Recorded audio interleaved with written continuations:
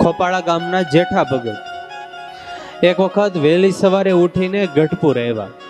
ઘેલા નદીમાં સ્નાન કર્યું ને ભગતની ઈચ્છા એવી કે ગઢપુર ભગવાનનું ધામ કહેવાય તો ત્યાં જઈને પૂજા પાઠ કરશું. એટલે ઘેલામાં સ્નાન કરીને મંદિરે આવ્યા. ગઢપુર મંદિરમાં તો પરમાનંદ સ્વામી હતા, એ માટી ખૂંદતા હતા. સ્વામી માટી ખૂંદતા હતા એટલે ભગત આવ્યા. ભગતે આવીને સ્વામીના દર્શન કર્યા. એટલે ભગતે કીધું, સ્વામી કઈ સેવા હોય તો કયો. તો પરમાનંદ સ્વામી કે, ભગત આ માટી ખૂંદવાની છે, દરબારગઢમાં મહારાજને સંતો જ્યાં રહી છે ત્યાં ગાયર કરવાની છે, માટે આ ગારો માટી ખૂંદવાની છે, આ સેવા છે, તમે થોડી વાર કરો તો હમણાં હું આવું. ભગત કે કાંઈ વાંધો નહીં. ભગત તો માટી ખૂંદવાનું શરૂ કર્યું. પરમાનંદ સ્વામી ગયા તો ખરા, પણ સ્વામી કઈ કામકાજમાં પડી જાય છે એટલે પાછા આવ્યા નહીં. ભગત તો માટી ખૂંદવાનું ચાલુ, ભગવાનના કીર્તનો ગાતા જાય ને માટી ખૂંદતા જાય.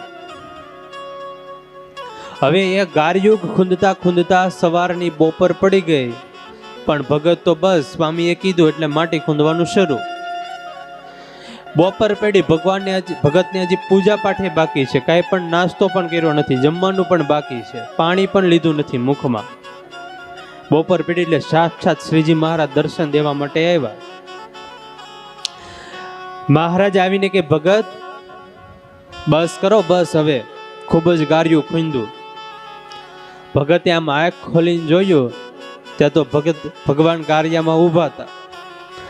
એટલે ભગત કે, મહારાજ તમે આ ગારિયામાં ઊભા છો, મહારાજ આ તમારા જરિયાણી વસ્ત્રો બધા બગડ્યા છે.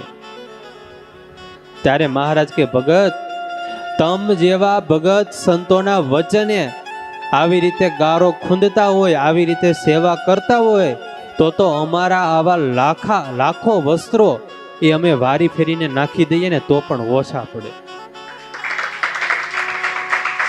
મહારાજે મૂળજી બ્રહ્મચારીને કીધું, બ્રહ્મચારી અમારા આ ભગત માટે તમે થાળ લેતા હો, અમારે એને લાડુ જમાડવા છે. બ્રહ્મચારી મહારાજ લાડુ લેવા માટે ગયા. લાડુ લઈને આવ્યા. ભગત કે, મહારાજ મારે હજી પૂજા કરવાની બાકી છે, પૂજા કર્યા વગર મારે અંજળ મુખમાં કેમ મૂકવું. મહારાજ કે, ભગત અમારા સંતોને વચને સેવા કરવી ને એમાં અમારી હજારો પૂજા આવી ગઈ, માટે લ્યો અમે અમારા હસ્તે જમાડીએ છીએ, અમારા હાથે જમાડીએ છીએ. પછી મહારાજે પોતાના હાથે ભગતને લાડુ જમાડ્યા. ભગવાન કે, ભગત હાજી અમને અંદરથી મોજ આવે છે, અમારે તમને ભેટવું છે. મહારાજ ભેટા. પછી જેઠા ભગત કે, મહારાજ એક વાત પૂછો ને ભગત.